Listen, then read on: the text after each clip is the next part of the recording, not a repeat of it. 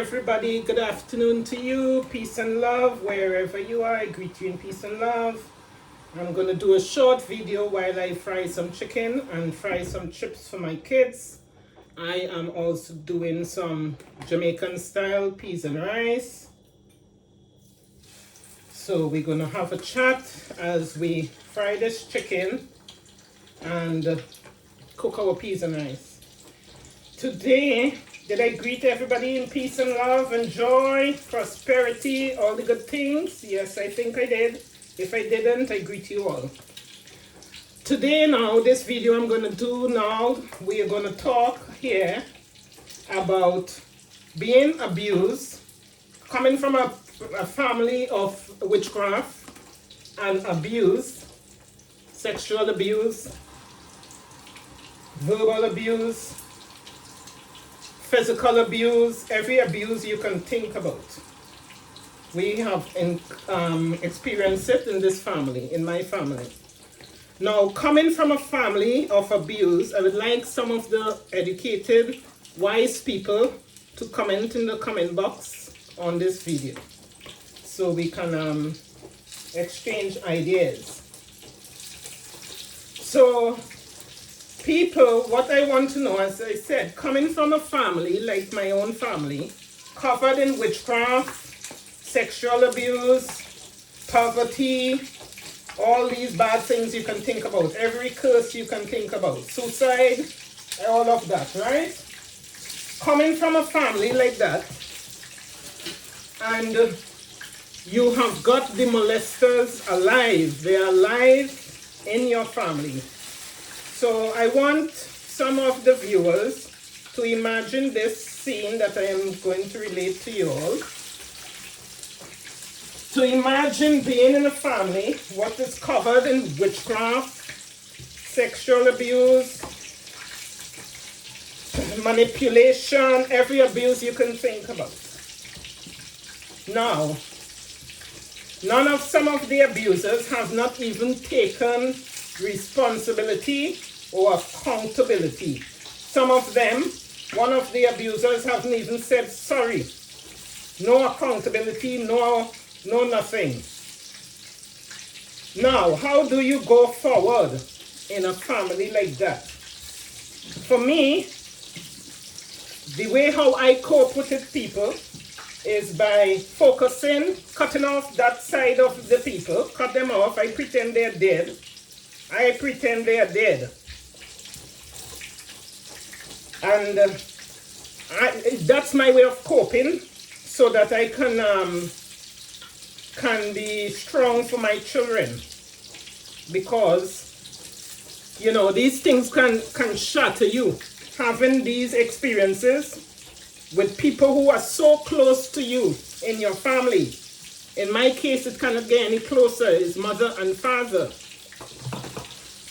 So, coming from a family with stuff like this, for me, if I do not pretend that these people does not exist, they are not here anymore, I have to pretend in order to raise my children the right way and to, you know, not to be distracted by the past and the trauma of the past. I cannot afford to be distracted, because if I get distracted and I let that overcome me, then my kids is going to suffer. We're going to have a repeat of generational curses. So I always have to keep my head above water and stay strong. And pretend that, you know, the people doesn't exist. 1 minute, people. I have forgiven them. But I cannot bring myself to face these people, or to have any kind of close relationship with them where they would be sharing the same space as I am. I cannot do it. To the siblings who could do it, kudos to you. The ones who could, you know, how do you sit down? How do you sit down with someone who has violated you on such levels how do you then how could you sit with that person then and have tea and have coffee and have conversations like nothing have not happened? How do they do it? I don't know. I don't know how do they do it. I cannot do it. And I'll tell you something, people. Recently, I had a trip booked. I should have landed back to the UK yesterday because I was going to Trinidad. But people, I couldn't make the trip. I could not do the trip. I could not do the trip because I am dreading to make contact with my parents. I don't want to see them. I don't know how long I will be able to do it, but I do not want to see them. I pretend that they are gone. It is very, very hard to be violated by somebody, raped and abused, and then to be able to mix with that person as if nothing never happened. I cannot do it. I cannot do it. So let me tell you all a bit of sensitive information here. Now, because I was going to Trinidad about 2 weeks ago, we were meant to fly out on the 27th of April, and we was meant to fly back in on the 7th to the 10th. But I slipped myself out of it because I could not bring myself to go and face these parents that once raped, abused me, and the other one stand and watch. I don't want to see them. I don't want to be in their space. So people, let me give you all a bit of information here. Let me tell you a bit of stuff here. Because as I said, I am using this channel in order to tell my story. And also, these stories is not easy to just sit and tell to somebody. But for me, I find it very easy looking into the camera and telling my story to the camera and then uploading it on my channel. So before I was meant to go to Trinidad, I thought to myself, if I go to Trinidad, I cannot land in Trinidad and visit friends and relatives and not see the two people that gave birth to me, the two people that are responsible for my existence on the earth. I couldn't go to the land that they are in and not visit them. So I decided, before I go to Trinidad, and I will tell you this story and you would see why I changed my mind from going to Trinidad. I thought, before I go to Trinidad, let me pick up a phone and phone my parents. The father first of all. I phoned my father. And I had a conversation with him that day for like an hour and over. It was over an hour conversation. And he was telling me about, you know, his diabetes, and so, you know, I was trying to find out about health conditions. When he told me about his diabetes, I realized then that he have a sibling who also had the diabetes, and I realized his grandmother, not his grandmother, his mother also had diabetes, and another one of my uncle also had diabetes, and that diabetes then, it caused that uncle to go blind. So for the ones who do know and who have been following my channel, you would know that I study a lot of spiritual things because of certain spiritual things that I have been experiencing from a young child age 6. So when my father was explaining to me about the diabetes in the family, I was very, very interested in learning all the secrets in the family, because there's many, many things that I still don't know. So by he explaining about the family diabetes, now that put me in a very good position, because health-wise, I will be able to watch my diet, eat the right things, to make sure that that generational curse in the family of diabetes don't get to me. Because knowledge is power. When you have knowledge of the spiritual things of your generation bloodline, you can change the future for the other generation. So this is why I am interested in these things, and this is why I'm gathering all the evidence, and I want to know what happened in my family, in my bloodline, my generation, throughout the years. This is how, as I said, when I started my journey, this is how I realized that my grandfather, my father was also a predator. There is rumors in the family that that grandfather of mine, my father's father, he had a sexual relationship with one of his stepdaughter. That stepdaughter is still alive. And that stepdaughter bore my grandfather a boy child. I was told that by family members in my family. And that helped me to understand the curses that is flowing in this generation, my family line. Because it shows me that my grandfather was a predator, a pervert. Because for a man to be living with a woman, and that woman have a daughter, and that man go and lay with his stepdaughter, it is an abomination. It is something that brings curses upon your household, upon your generation, and so on. And I know it did bring curses in that generation, because that same auntie of mine, my father's sister, that same auntie that it is alleged that my grandfather gave her a baby boy, which is now a big man. That boy is a big man now. That same auntie, she had a boy child who killed himself also. Just like how my father, my brother, also committed suicide. So, as you look, and if you know what you are looking for, you will be able to see the curses all over the family. All over the family, you will be able to see the curses. It's not hidden, it's there. But some people who do not understand spiritual things, they would see stuff like that.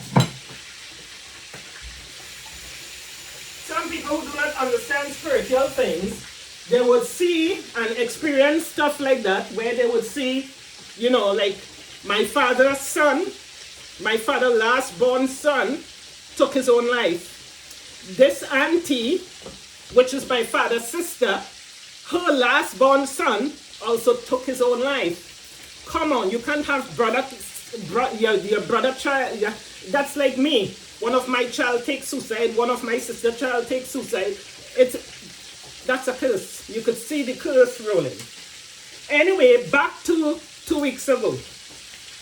2 weeks ago, while chatting to my father, and he was telling me all these stories about, you know, about the diabetes, and one of my uncle died, he said, from colon cancer. He was telling me stories. One of my uncle as well, who I thought was nice. I spent a lot of time with this uncle. I also learned from one of my cousins that uncle also was a pervert. So I realized in the family they were all filthy. They were all filthy. And yes, I know that we all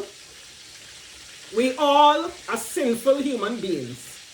But some of the sins that these people do is serious abomination. Like how a man could sleep with his stepdaughter.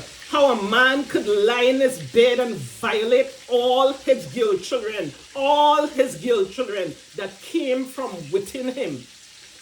Stuff, I just can't understand this stuff. Now, 2 weeks ago, as I said, I decided, not 2 weeks, it will be about 4 weeks now, because we should have gone to Trinidad for 2 weeks. We should have spent 2 weeks in Trinidad. So it was before I should have gone to Trinidad. So it will be about a month now. I phoned my father, and I was trying to see, you know, I was trying to feel the energy, feel the vibration, that I go into, that I live in my good home and my good children, because my ex-husband was going to come into my house and he was going to look after his kids. So I was going to get a break. So I wanted to feel the energy first before you just enter. You know, before I get down there and go to their house to visit them, I wanted to feel what I'm going to enter. Feel what I'm going. I was trying to prepare myself now. I was trying to prepare myself for that journey. People, you would not believe what this man said to me in that conversation. You would not believe what this man said to me in that conversation. But I will tell y'all, because, you know, as I say, this channel, I built this channel about 5 years ago. 5, 6 years now, we are growing this channel. And this channel was built purposely for this purpose, so that I can tell my story. Because while I was having my counseling, my counselor advised me to talk, to find a way to talk the stories out. And this is the way that I came up with. So yes, you would not believe what this man said to me, people. But I thank God for it, yeah, because that, after he said what he said to me, I then blocked his number. I blocked his number then, and I made the decision not to go Trinidad. Because I was very uncomfortable. I had two minds of going to Trinidad. I had two minds.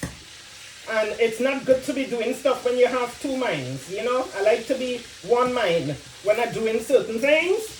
I like to be with one mind. When I have two minds, that means the spirit is trying to tell me something is wrong.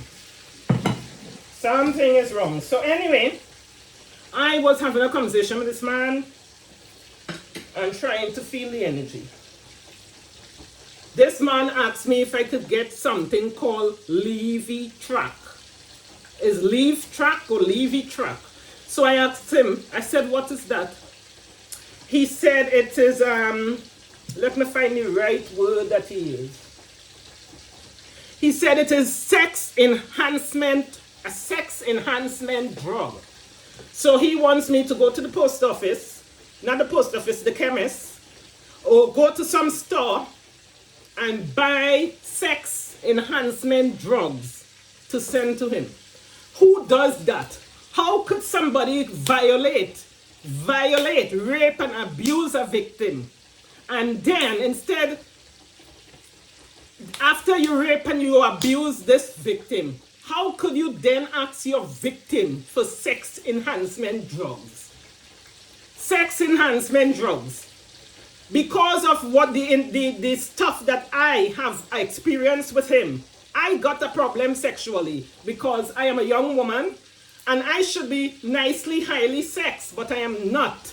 I got to know somebody for a very long time and get to know them as a friend, get used to them before I could even get into that level. So for this man coming to ask me for sex enhancement drugs, it pissed me right off. Not only did it piss me off, but it made me feel a way, like violated all over again. That's why I blocked his number and I decided I will not be going back to Trinidad until these people are dead. Until they are gone. Now, as I said, these videos I'm putting out here, all my family members, close and far, they do watch. So y'all will understand. Y'all will understand why Natalie is not around. Y'all will understand why Natalie do not visit. Y'all will understand when these people eventually go to meet their maker. I will not be there at their funerals. I will not be partaking in neither of their funerals. I am going to focus all my energy on myself, my God, and my children. I'm going to continue doing my videos in a way as to help people who are going through these things. You know, I will continue being a voice for the voiceless abuse. the rape victims who are scared to talk, who do not know how to fight for themselves. I will continue doing these things. But I have made the decision that my both parents, they are dead to me. I have made that decision. I have also made the decision to block my father number, and I would not be having any more conversation with him. Because after that last conversation, you tell me this man violated me from age 6 till I was about 13, 14 years. He violated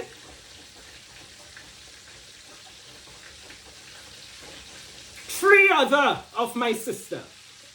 Not even three. It should be 4. But I did not count my stepsister who was before me. I did not, but if I count that stepsister, because that was his stepdaughter, and he was with his stepdaughter as well. So if I was to count that sister, it will be 5. 5, his stepdaughter, and 4 of his born daughters, 4 of his daughters that came out of his ball sack. He violated all of them. And on top of that violation, you are coming to ask these same victims to get you sex enhancement drug. I think that's taking the utmost piss. That's taking the utmost piss. Because people who've been abused, all the people who been abused, you would know. Once you've been abused sexually, you would know. After that, you either become promiscuous, which means you start sleeping with Tom, Dick, Harry, Peter, John, everybody, or you just isolate yourself. I am the isolating type. I keep myself to myself until I meet somebody who I could really relate to, somebody who I could feel a connection to. I don't just jump around with any and anybody. And part of the reason that I could go for 3 years and 4 years on my own with my children without a sexual relationship. And when I say without a sexual relationship, I mean without. I don't mean that you are using toys up in the bedroom at night. No, nothing at all. Nothing at all. I can do that easy. Can do that easy. And I know that part of the reason that I can do that so easily is because of the trauma that I experienced sexually by my father. Because I was never ever violated by no other man in that way. No other man, strangers, I have never been raped by nobody except my father. That was the predator for me. In my own home, where I should have been safe. When I look at my daughter who is 11 years, walking around in my house, my daughter loves to be naked. And I think to myself, and I look back at my own life, and I see my 11-year-old daughter walking with her virginity intact at 11. I was 6, 7, and it was gone. My father was molesting and raping me. So when I see these things, it makes you then realize how broken, how destroyed your past was. How they messed you up as a person in the past. Now, if God, I know I have healed a lot to be able to do these videos and express all these things. It takes a lot to do that. It's because I am healed to a big, I am healed in a big way. But still, there is healing to be done. I know that. Nobody has to tell me that. But I am healed enough to live a normal life, to run my household, to serve my God, to be strong enough for my children and raise my children the right way. I am healed enough for that. But I am not completely healed. Because if I was to ever experience any kind of nonsense like this in the future, which I wouldn't, because I keep the hell away from people. I trust nobody. I keep away from anything that would cause something like this to happen. But if ever I was to come across anybody in the future who is like my father, I will hurt them bad. I may hurt that person very, very bad. I'm frying some chips for my children. Let me put the chips in.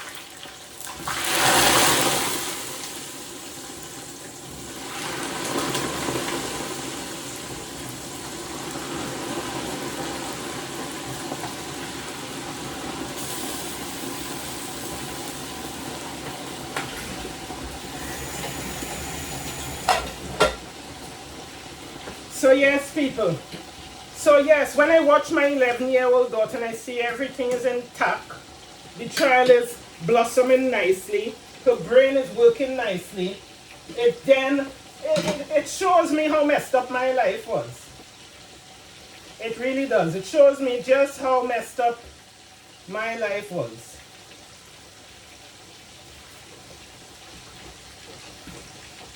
Because we did not have them, I never had no sets of, I couldn't walk around my house naked at all. Even with clothes, you was getting raped. You was getting raped wearing clothes. So there was no privacy to be naked. There was no privacy because back then, everything was in one. House, bedroom, everything was in one. There was no privacy. 1 minute.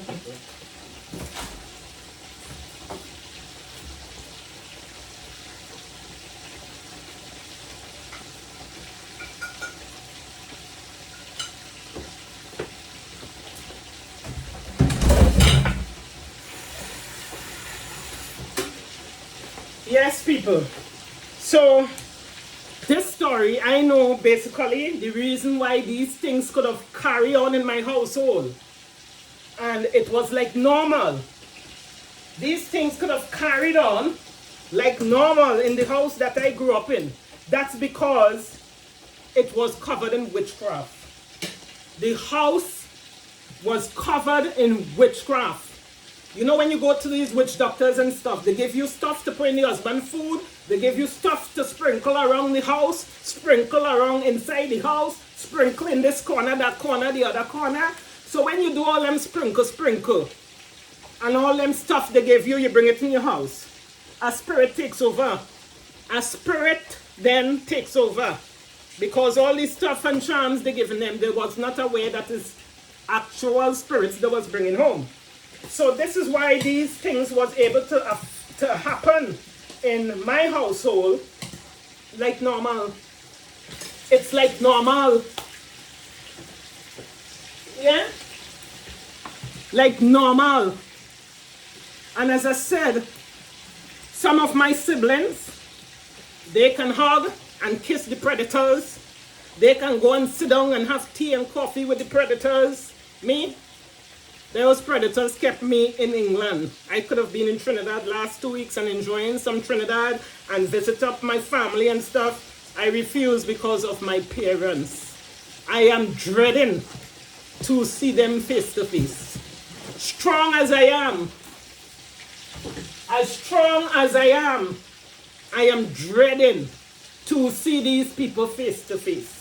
So I decided I'm gonna wait till they're dead, till they go to meet their master. I will wait before I go to Trinidad. There's many other countries that I can visit besides Trinidad because I can't bring myself to be in these people's presence and space. I cannot do it. And by me even thinking of doing it, I am not only I would be also getting my kids involved, so it's a serious decision. You understand?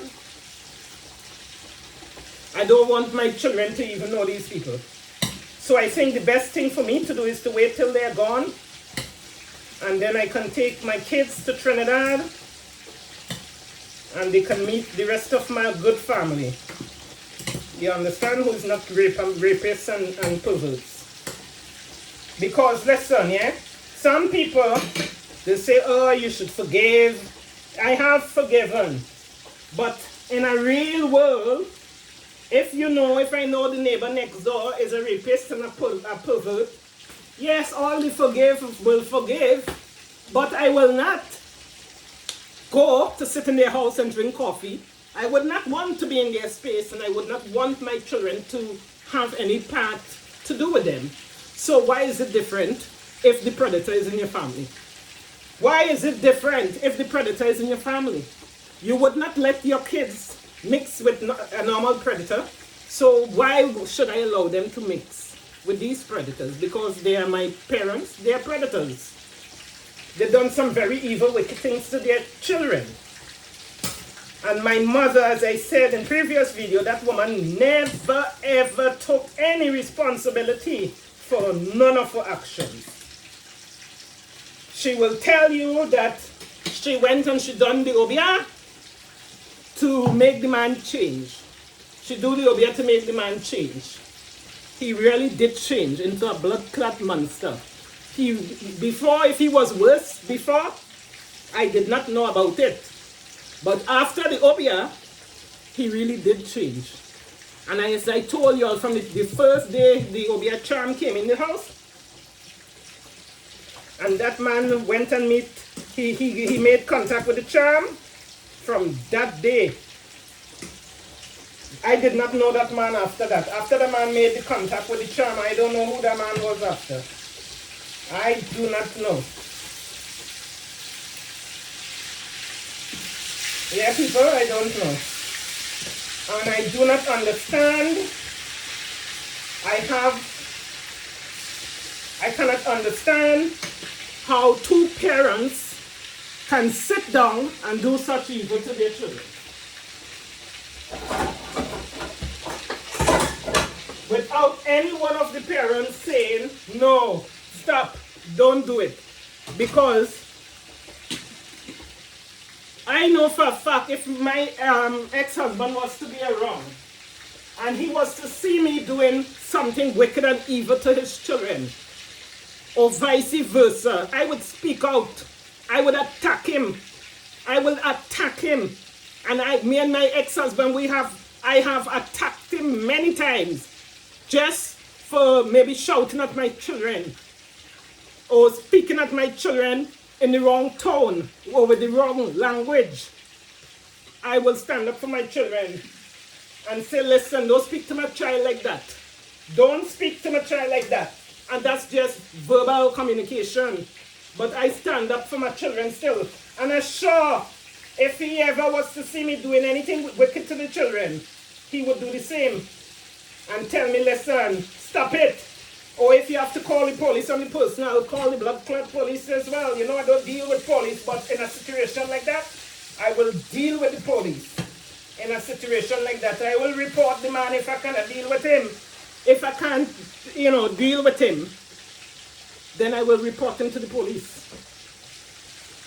I will get help for my child. I would not be able to watch my child day in, day out, day in, day out, day in, day out, get abused. And these abuse, it have left. It might be done. It might be, the abuse might have been finished, but there is stuff in the background that is still going on.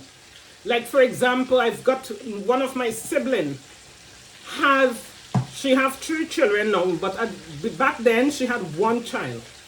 After my sister gave birth to her one child back then, he was a boy. My sister, she couldn't even show love to her son. Up to this day, her son is in his 20s now, big 20-year-old man. And he and my sister, they don't have a relationship. My sister cannot show love to her son. But my nephew, if you see this video, you should forgive your mother. And you should understand the reason your mother cannot show you love. The reason your mother never showed you any love and she rejected you from the time she was born. From the time you was born, she kind of way rejected you, is because of the trauma that your mother went through. And trust me, your mother, she was a weak girl. She was always very sickly. When she born, she was sickly. If you hit her too hard, she would have fainted away. sometimes just seeing stuff. If this girl see two men fighting and she see blood, she faint away. That's the type of girl she was. So my nephew, if you're watching her, you should forgive your mother for the rejection that she gave unto you. Forgive her, because I am telling you, it came straight down from our wicked father, molesting her, beating her up, and our mother used to stand and watch it. Our mother used to stand and watch. Watch it.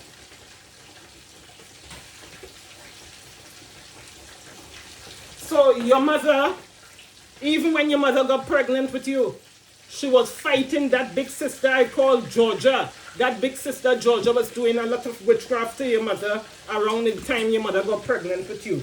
So not only was she going through certain things from her home that we grew up in, she was also going through all these witchcraft with Georgia Charles, our big sister. And later, after Georgia realized that she was doing Lydia too much obia, and the obia was not latching on to Lydia to please, the obia wasn't latching on to Lydia enough to please Georgia. She then got a pot with hot water in it and she dashed it on your mother. So my nephew, all these things that your mother experienced is what make your mother so cold and so heartless, and she cannot show you love because she maybe don't even have it inside of her to give to you. A person can only give what they have. They can only give what they have. And I will let you know that I understand your mother. You know, me and your mother does hardly even talk. But the truth is the truth, and I would stand by the truth. I don't have to be speaking to her. I don't have to be nice friends with her in order for me to say the truth. The truth is the truth. So your mother was going through a lot when you was born. And as I said, I can relate because for me as well, and my kids will say this, when my kids was very young, I would kiss them up and love them up and stuff. But when they reached 10 and over, I used to keep a distance from them, especially the boys. Not because I did not love my kids, because I love my kids and I love boy children. But I used to try not to hug them too much, not to get too close to them, so that, you know, I think it's because, not I think, I know it's because of the abuse that I encountered. I did not want ever to violate my children. So when they reach a certain age and you can feel their privates against your body and stuff, I used to keep a distance from my children. But these things affected my children because, like my elder son, he tried to get very close to me. And sometimes he would come on my bed and lie on my bed and stuff, and I would tell him to move, to go to his room. The girls was allowed, but my son, if he come and lie down, and this time the children haven't got a clue about what you're going through and what you experience. They haven't got a clue about it. But you knows what you went through. You as the victim, you know what you went through. And it does affect your relationship with your children. It affects a relationship with your husband. If you got a husband, it can affect your relationship with your husband. It can affect your relationships with friends. It can affect you in every way possible. Yeah? So my nephew, forgive your mother. It's not her fault. As I does always say, when you see somebody cold and somebody heartless, it's not their fault. You have to go to the root. Why is the person like that? I tell you, your mother is cold and heartless because of the stuff she encountered in my mother and father's house. She couldn't cope. She couldn't cope with it. And that is why your mother is the way she is. That is why she cannot, show you affection and love and stuff. I do not believe that that's how she wanted it. because the thing happened to me as well, I can understand. It's not like you make a child and you don't want to like love your child. No, they've damaged you. The household that you was in before, they damaged you mentally, physically. You know how much time they used to say, Lydia, my sister, silly? You know how much time they used to tell she's stupid? A lot of times. And eventually, she was a bit dopey eventually. Because that's why I say anybody around me, they cannot speak to my children how they choose. They cannot speak to my children and tell my children they're stupid. Because these things, it sticks with the children, and then the children they really become stupid. I understand these things because of stuff that I've experienced. Hold a minute, people. Emmanuel, come to the food. And call Aliyah food. So,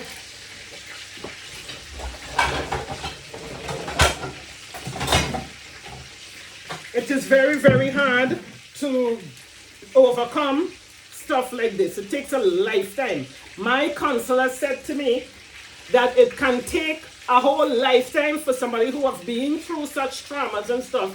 It can take a lifetime for you to get complete healing. And still, you will still, have flashbacks and so on of these things. Yeah? It is not an overnight thing. And Jesus, even if you are Christian and you're following Jesus, Jesus is not going to heal you overnight.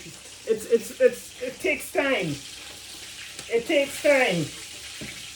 Because remember, for many years you've been raped and abused and traumatized. You can't just overcome it in one day. You cannot just overcome it in one day. You got to get healing, which will take time. Let me call my son faithfully. Emmanuel, did you hear me? Call Ali and come faithful. Come off the phone. So yes, people, I think I'm gonna put this video. I'm gonna put this video off now.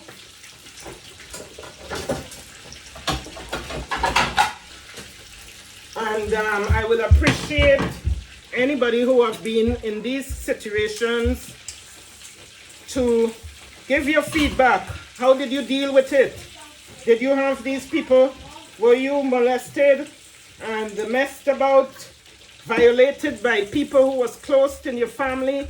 Did you then have to see these people after the violation?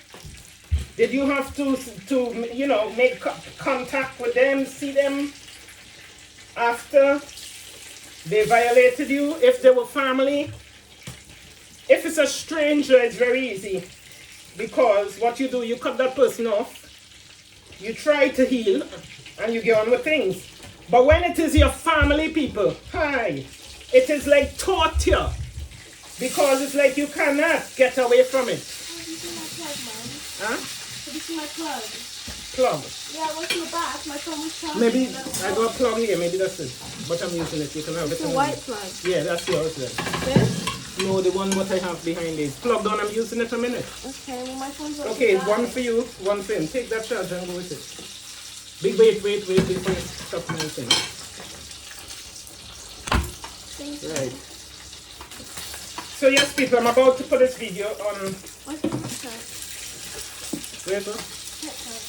I don't know. You can have the fridge here. One, that's yours. One for you, one for you. You also only want piece of rice, isn't it? This is chicken, right? Yes, chicken and chips you wanted. You got chicken and chips. He wanted chicken and chips. He got chicken and chips. Here, Manuel.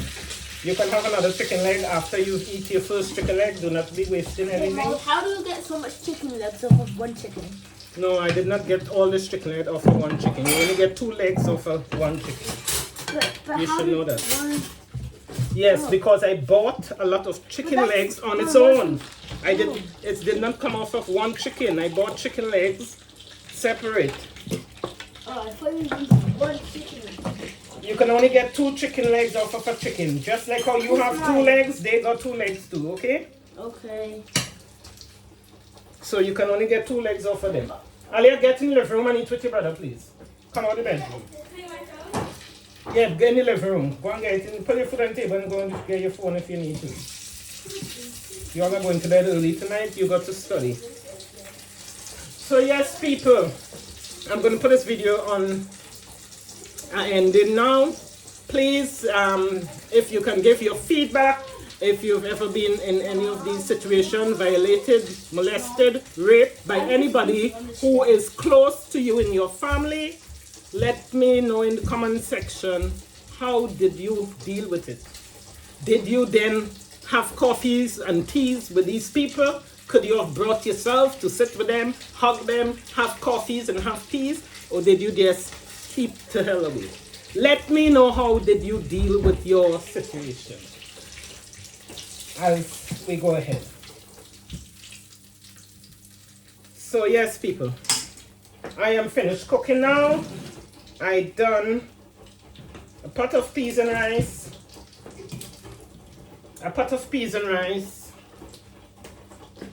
Jamaican style peas and rice, and fried chicken. We're gonna make some potato salad by here. So we're gonna have that with peas and rice, potato salad, and we're gonna also make some fresh green salad. I was gonna do plantain as well, but we don't need plantain. Right, I'm gonna have my meal today, this peas and rice. I'm gonna have some of this peas and rice for tomorrow as well. And I guess I'm gonna have to freeze a lot of it because I only done 1 small pot, but I cannot eat all of that. So yes, people, let's show you all our peas and rice. Peas, nice, fresh peas and rice, Jamaican style. The pot is only small, but as you can see, it's full. So I will never be able to eat all of that. So we will have to put some of it in the freezer. Tomorrow we will freeze half of that. You know, because time I eat it today and I eat it tomorrow, I don't want it again today, so I will freeze it. And then it will come in handy for sometime next week or something, because life is just, everything is so expensive these days in store. Food stuff is so expensive, so that I can't afford to waste. I cannot afford to waste at all.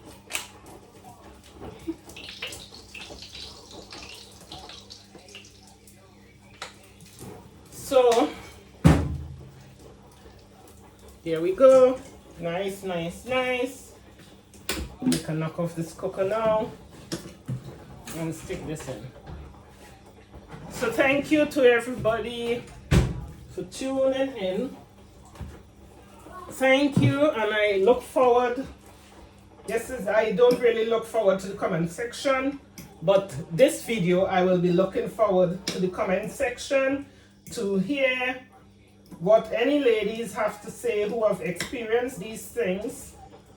I would love to hear your feedback. How did you deal with it? Were you able to sit with your rapists, those predators? Were you able to sit with them and have teas and coffee and pretend that it never happened? Were you ever able to do that? Or did you keep your distance like I am doing and try to, get on with your life as best as you can? Let me know in the comment section. Okay? Thank you all for the new subscribers. Thank you for all the people that sends their nice words of encouragement and love. Thank you very much. I appreciate it all, people. I take nothing for granted. I appreciate the smallest and the biggest things. It doesn't matter how small it is, I appreciate. So peace and love, joy, respect due to each and every one, all the good people, peace, joy, prosperity to you. All the haters, you know what you can do, okay? Kiss it. All the haters, you can just kiss on the ass. But all the good people, be blessed. Thank you for all the good subscribers. I know there's many of them who's just enemies, who's just watching on the background, but they're really enemies. So, for all the good ones, thank you very much. Thank you for all the support, whether it is subscription, whether it is sending me a message. Thank you, I appreciate. I truly do. Until we see again, sometime during the week, we shall surely catch up with you again. Until then, my people, be blessed. Don't be stressed. Be blessed, okay? Until we hook up again.